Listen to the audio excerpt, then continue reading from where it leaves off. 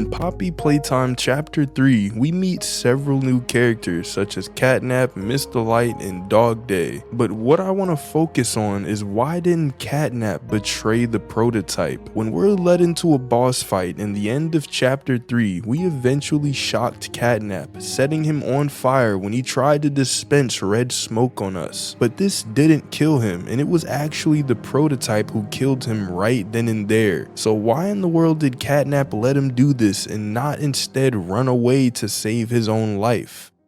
Well, we have to go back to before Catnap was even Catnap, when he was still an orphan whose name was Theodore Grambel. If you didn't already know, the prototype managed to escape his containment before the Hour of Joy, and befriended Theodore and would have him do stuff in order to not get caught. For example, Theodore was once caught looking for a file that he told the counselors his friend wanted him to find. The counselors thought that this was just some imaginary friend, but little did they know the prototype was looking for something and used Theodore to try and get it. But things eventually got way worse, as the prototype would eventually tell Theodore to do something that would almost cost him his life. They managed to somehow get their hands on 2 grab packs with green hand attachments and went to go open the door that would lead out of the factory. But when trying to do this, Theodore was electrocuted. His heart literally stopped, which led to the prototype making a choice: either escape the factory alone or save Theodore's life. He brought Theodore to the staff, which seemed to have led to him being contained again, losing his freedom in the process. Before Catnap turned into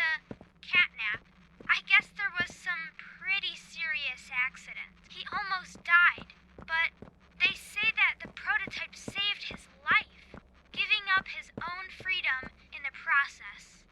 In Catnap's eyes, the prototype is a superhero and has saved this place. So Catnap treats him like a god, killing everyone that opposes him. And eventually, Theodore was chosen for experiment 1188, where he would eventually become Catnap. But after becoming Catnap, Catnap followed the prototype, almost like a stray dog, following his every move. And this is most likely due to the fact that Catnap remembered what the prototype did for him, or it could have been that someone told him what happened after the fact. Either way though, Catnap viewed the prototype as an idol and would eventually come to worship him. In one of the Chapter 3 tapes where Leith Pierre checks in on Catnap, Catnap tells Leith that the prototype will save the toys. Is his, voice thingy still broken? The prototype will save us. Theo, nobody's gonna save you.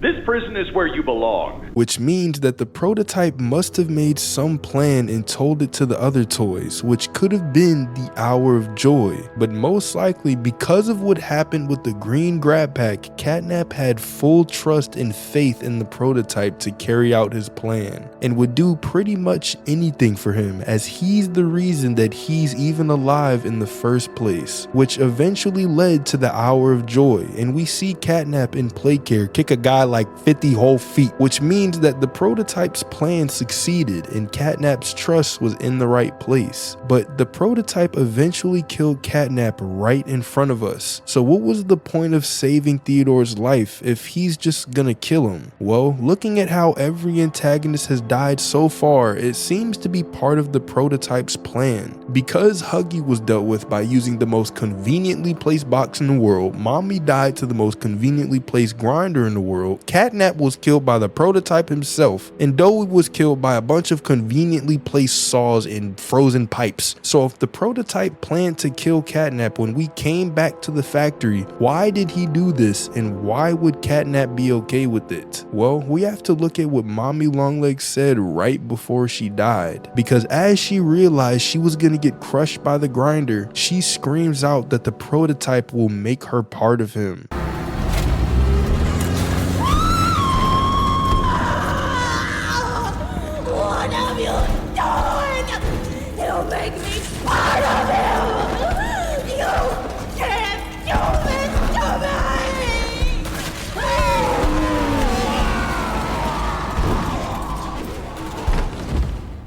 But if she's gonna be dead, then who cares? You're dead. You can't even feel anything. Well, this means that there might be something more to what the prototype is doing with the toys. And this would also mean that if Catnap were to die, he wouldn't really be dead, but instead would become part of the prototype who he worshipped as his god. But what exactly could the prototype be doing with the toys to make them part of him? We do see a bunch of toys on the shrine that Catnap made for the prototype, which the prototype later tells us that the real thing, aka himself, is even scarier. That shrine?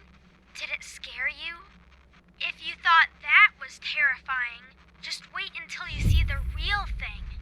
So if the prototype is adding on the toys' body to himself, then I don't see why Catnap would sacrifice himself and why Mommy Longlegs would be so terrified. So there must be more to this. Well, in a Project Playtime tape, when the prototype is trying to get in contact with us, he keeps referring to himself in the plural form, calling himself we and us. But what's even more interesting is that the screen glitches out and says save us while it's trying to talk to us. But why would the prototype need to be saved if he's literally in control over the entire factory? Well, it's possible that these are the other toys which are now fused with him, begging for help. And this would make sense since the prototype refers to itself in the plural, and Mommy Longlegs was afraid of something that would happen to her after death. So bringing all of this together, it's possible that Catnap knew that if he were to die, he would just become part of the prototype anyway. And since the prototype saved his life and most likely kept feeding him after the hour of joy, Catnap had full 100% trust in the prototype and his character. And this led to the events of chapter 3, where Catnap stalks us but doesn't kill us, most likely due to the prototype telling him not to. And then we get into the final boss fight, conveniently right after Poppy gives us an extremely long tutorial. And then right before Catnap has the opportunity to kill us, that's when the prototype kills him right in front of us. But then I gotta ask, what was the purpose for all of this if the prototype doesn't want to kill us in the first place? He's now brought us all the way down to the labs, and because of a chapter 4 tape named Time, we know that they're doing some kind of experimentation down in the labs, so it's possible that the prototype actually wants to experiment on us, as we'd be the only person dumb enough to come back to the factory, and he could use our body for whatever purpose he needs. And Catnap could have known this plan and would be willing to follow what he says, because when Catnap is coming to kill us in the boss fight room, man, this dude was moving slower than a Walmart scooter. He could have pounced on us at any moment, and he just decided to peer at us with a creepy face, whatever that was for. But what do you guys think?